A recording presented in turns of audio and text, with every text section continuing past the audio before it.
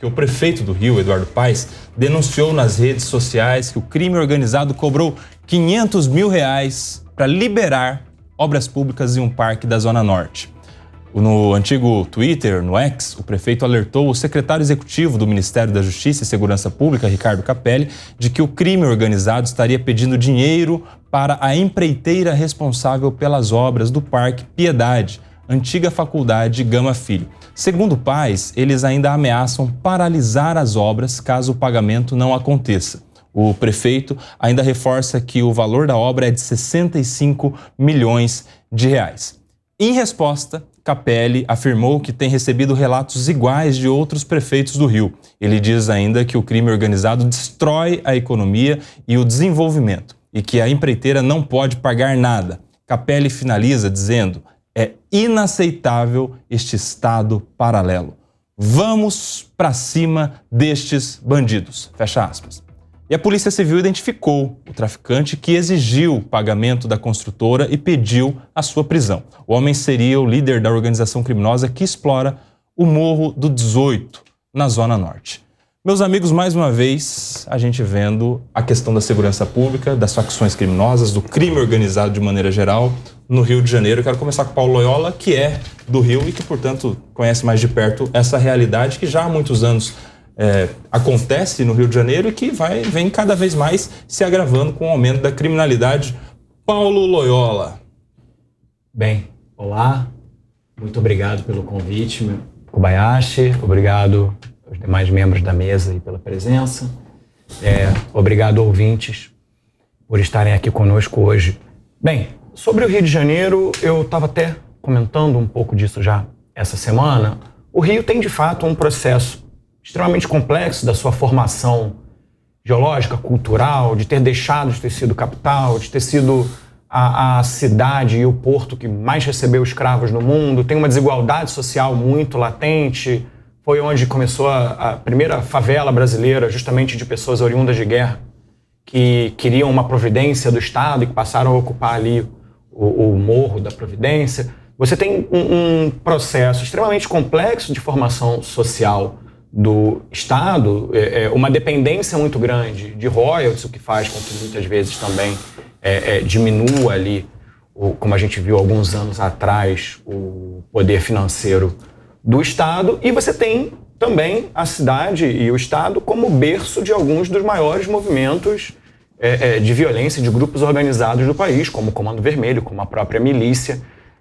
Recomendo muito, inclusive, estudos na área que falam justamente desse crescimento da milícia, como surgiu ali na região de Rio das Pedras, qual foi toda essa estratégia que se mistura muito com as forças policiais do Rio de Janeiro.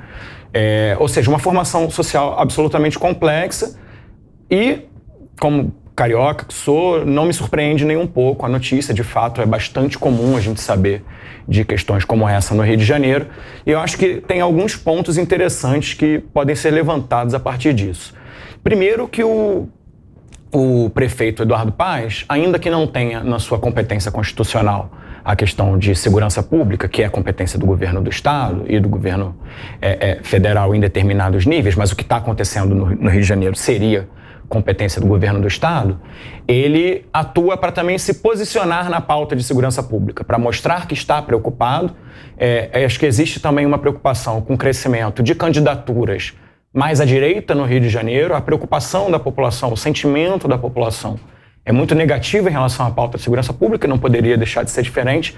De fato, o fato é que Cláudio Castro tem falhado demais no combate à criminalidade no Rio de Janeiro, lembrando que a gestão da Polícia Civil, da Polícia Militar, ela é de competência do governo estadual, e esse governo estadual vem falhando miseravelmente, não só Cláudio Castro, mas uma boa parte, poderia dizer quase todos os anteriores, falharam aí nesse processo de gestão da segurança pública carioca. Agora, um outro ponto que eu também vinha destacando, que também é interessante pra gente, porque eu li algumas críticas ao processo mas o Eduardo Paes jogou pra galera, foi pro Twitter e tal. E eu dei o exemplo, por exemplo, do próprio Tarcísio, que no processo de privatização fez aquela coisa de bater ali, quase quebrar a mesa com um martelo, porque a gente hoje, de fato, vive numa sociedade de espetáculo, que a gente é desafiado com muita informação o tempo inteiro e que para chamar a atenção das pessoas você precisa, às vezes, tomar alguns tipos de atitude mais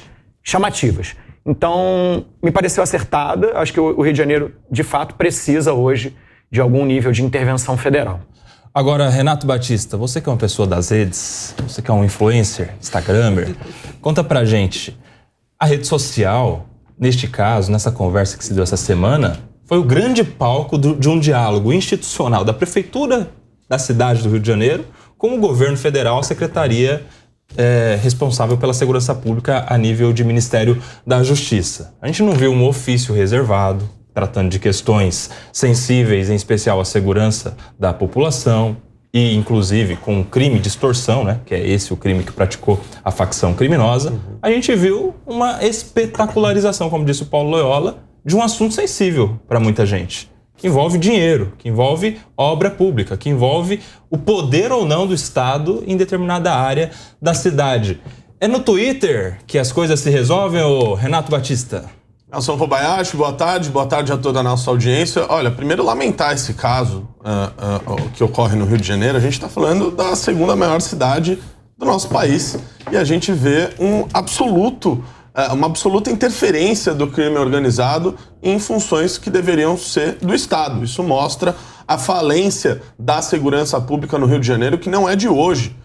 O Paulo Loyola citou aqui questões geográficas, geológicas, históricas da formação do Rio de Janeiro, e é importante a gente também pontuar questões políticas que levaram ao Rio de Janeiro se tornar o que é hoje. Desde a corrupção de ex-governadores, de pessoas que estavam no comando do estado do Rio de Janeiro, até mesmo a decisões judiciais e políticas que não permitem com que as polícias tratem o crime organizado da maneira que deveriam ser tratados, como, por exemplo, proibindo operações militares, operações policiais em áreas de favela.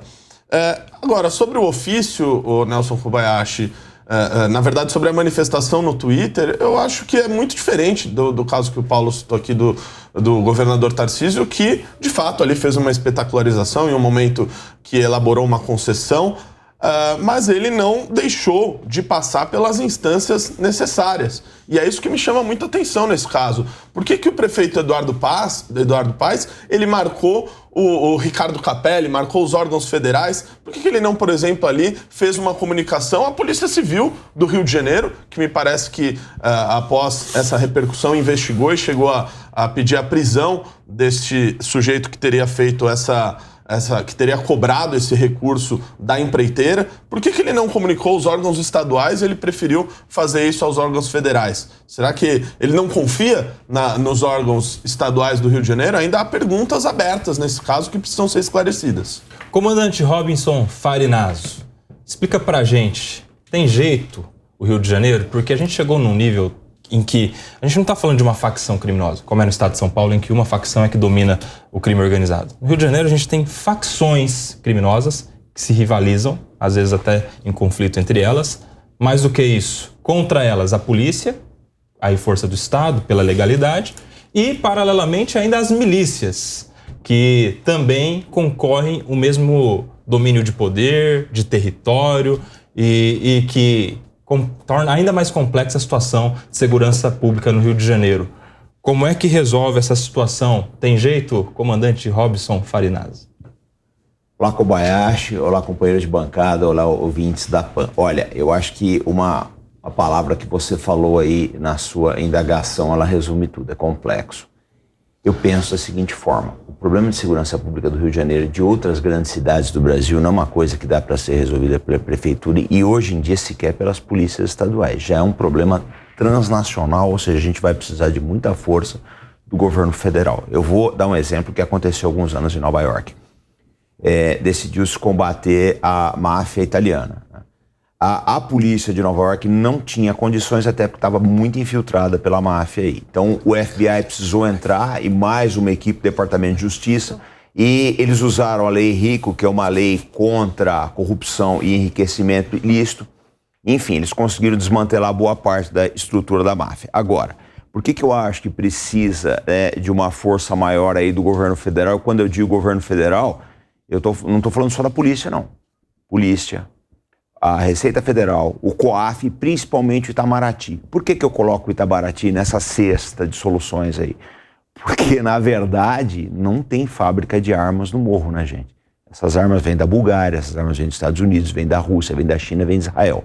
Então, se não houver uma pressão muito grande do Brasil nos órgãos internacionais, no sentido de coibir o tráfico de armas pesadas, que são armas complexas, são armas de difícil fabricação, tá? São armas especializadas, eu acho que a coisa não vai demorar para andar. Outra coisa que é muito importante também, o tráfico, ele não lava dinheiro vendendo figurinha na banca. O tráfico lava dinheiro, principalmente aí com as suas conexões internacionais, né, em grandes bancos. Então está na hora de começar a denunciar isso aí, porque a gente não vai conseguir acabar com o problema da segurança pública atuando puramente no varejo. Sérgio Santana, meu amigo, você que é político, mas que também tem uma carreira toda formada na segurança pública, é inclusive um representante, um líder dos policiais militares do estado de São Paulo e que fez a sua carreira operacional em uma área que também é estratégica para o crime organizado no Brasil, que é na Baixada Santista, por onde saem as drogas todas pelo Porto de Santos. Qual a sua avaliação sobre esse domínio tão grande das facções criminosas e crescimento, como nós temos visto no Rio de Janeiro, mas também em todo o Brasil, né? Porque antes a facção criminosa era quase que uma exclusividade. Primeiro de São Paulo, depois Rio de Janeiro e tal, mas agora a gente está vendo facção criminosa dominando o Norte e o Nordeste. O Centro-Oeste, essas cidades que cresceram muito com a ascensão do agronegócio, Sorriso, Sinop e tal, também estão sendo palco de disputa territorial por facções criminosas. E ela só vem crescendo ao longo de tantos anos. Sérgio Santana, meu amigo, um prazer ter você aqui, quero te ouvir. Obrigado, Kobayashi. Boa tarde a todos aqui da bancada, as pessoas que estão nos assistindo. Na verdade, é com muita tristeza que a gente recebe uma mensagem dessa, né? E prova, mais uma vez, que o Rio de Janeiro tem os seus governos, tanto municipais como estaduais, divididos. A gente entende, já foi falado aqui, que a responsabilidade é do Estado, mas a gente percebe que o Rio de Janeiro já teve várias outras intervenções, até mesmo vários morros lá foram ocupados pelo Exército, né? E que, logicamente, a gente entende que trouxe resultados importantes. Com a proibição dessa atividade do Exército em ocupar alguns pontos, mostra realmente que a falta de presença no Estado dessa forma cria uma coragem muito grande das facções fazer o que eles realmente desejam, né? Que é tirar dinheiro daqueles que provavelmente são considerados empresas ricas, né? E agora a prefeitura leva uma reivindicação popular, né, de revitalização de alguns centros da cidade e aí recebe essa notícia de que não dará continuidade às obras se não tiver essa extorsão paga, né? Então eu fico aqui muito chateado porque essa questão pode ser levada para outros estados, né? O que a gente não deseja aqui, principalmente para o estado de São Paulo.